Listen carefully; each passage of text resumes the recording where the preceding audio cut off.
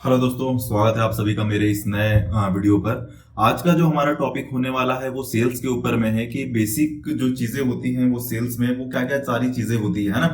तो बहुत सारे हमारे जो नए सेल्समैन हैं जो आज जो हमारी इंडस्ट्री ग्रोथ कर रही है, नए नए सेल्समैन आ रहे हैं और उन लोगों को बहुत सारी चीजें जो है वो पता नहीं होती है।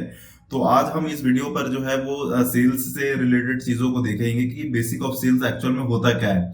सेल्स के कुछ बेसिक से नियम हैं और उनमें बहुत सारे कुछ बेसिक से पॉइंट्स हैं जो हर एक सेल्समैन को पता होना चाहिए जब वो अपने प्रोडक्ट को सेल करने के लिए मार्केट में उतरता है। तो चलिए शुरू करते हैं।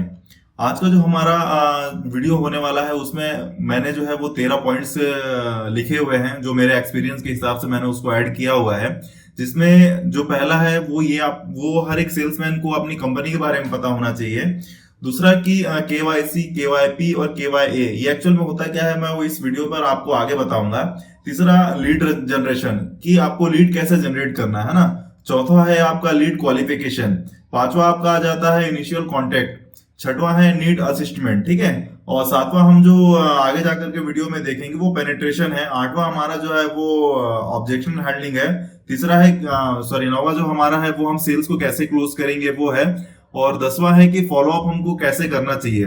11वां जो हमारा है वो सेल्स करने के बाद जो सर्विस सपोर्ट होता है, जो पोस्ट सेल सपोर्ट आप कह लो या आफ्टर सेल सर्विस कह लो, कि उनमें कौन कौन से पॉइंट होते हैं, वो सारी चीजों को लेकर के हम आगे डिस्कशन करेंगे।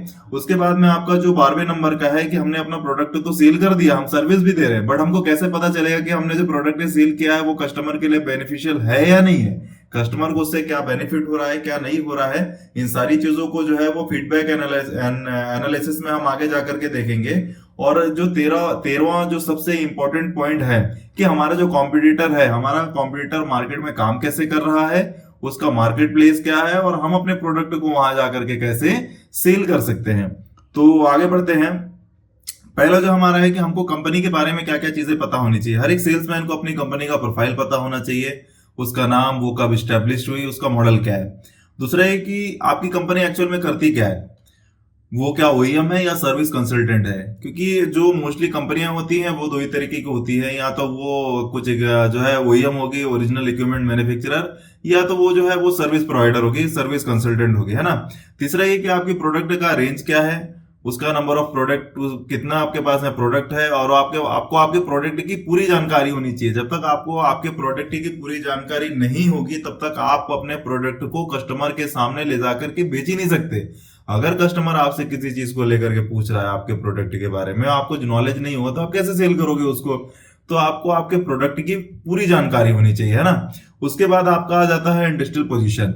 इंडस्ट्रियल पोजीशन में आपको पता होना चाहिए कि आपका जो कंपनी है वो ग्लोबल में और लोकल में उसका पोजीशन क्या है, ठीक है। उसके बाद आपका जो कंपनी का सर्विस नेटवर्क, क्योंकि क्या होता है आपने सेल्स तो कर दिया बट आपको सर्विस भी देनी है। तो आप जो प्रोडक्ट को सेल कर रहे हो, आपकी कंपनी का जो है वो सर्विस नेटवर्क कितना बड़ा है, वो कितनी जगहों पे है, उसके कितने सारे ब्रांचेस है, ठीक है।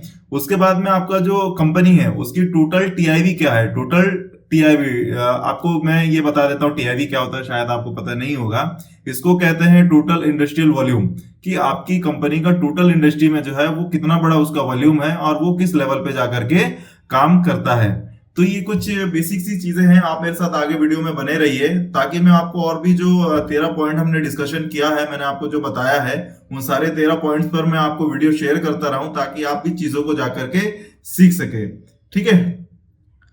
उसके बाद मैं आपको बताता हूँ केवाईसी, केवाईपी और केवाईए क्या होता है, ठीक है।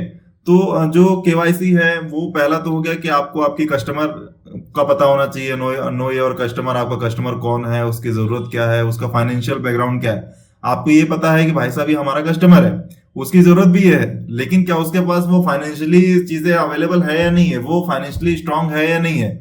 कई बार ऐसा होता है हम कस्टमर तो ढूंढ लेते हैं बट वो फाइनेंस में जो है वो कमजोर होता है, जिस कारण वो हमारे प्रोडक्ट को नहीं ले पाता है। तो ऐसे लोग, ऐसे कस्टमर के पीछे आपको समय बर्बाद नहीं करना है। आपको एक पैरामीटर आप बना लीजिए केवाईसी का, कि आपको इस पैरामीटर में किन कस्टमर को लेकर के आना है। उसके बाद हो गया आपका केवाईए, नो योर एरिया। आपको ये पता होना चाहिए कि आप अपने प्रोडक्ट को सेल कहाँ कर रहे हो। कई बार ऐसा होता है कि हमें पता ही नहीं होता कि हम अपने प्रोडक्ट को कहाँ ले जा करके बेचें, तो हम जो है अपने सेल को ग्रोथ नहीं कर पाते। तो आपको ये बिल्कुल पता होना चाहिए कि आपका एरिया कौन सा है, सेलिंग एरिया कौन सा है ना। उसके बाद तीसरा जो आता है वो आता है आपका जो है प्रोडक्ट। आपको आपके प्रोडक्ट की रेंज पता होनी चाहिए, पहला।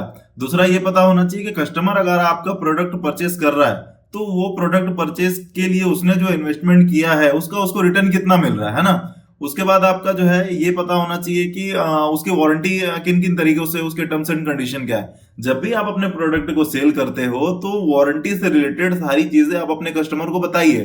कई बार ऐसा होता है कि कस्टमर को वारंटी से रिलेटेड चीजें पता नहीं होती है, जिस कारण प्रोडक्ट में अगर किसी तरीके की फेलियर आती है, चाहे वो ऑपरेशनल फेलियर हो या मैन्युफैक्चरिंग फेलियर हो, तो कस्टमर अगर ऑपरेशनल फेलियर में भी आपके पास प्रोडक्ट लेकर के आ रहा है वारंटी के रिगार्डिंग रिप्लेसमेंट करवाने के लिए या रिपेयर करवाने के लिए, हम अगर उसको जो है समय पर चीजों को नहीं बताएंगे तो आगे जाकर के जो है वो हमें बहुत सारी चीजों को लेकर के दिक्कतें आएंगी।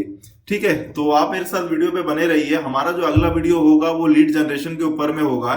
तो अगर अभी तक आपने मेरे चैनल को सब्सक्राइब नहीं किया है तो चैनल को सब्सक्राइब कर लीजिए, ताकि आने वाली जो और वीडियोस हैं वो मैं आप तक का शेयर कर सकूं। Thank you so much.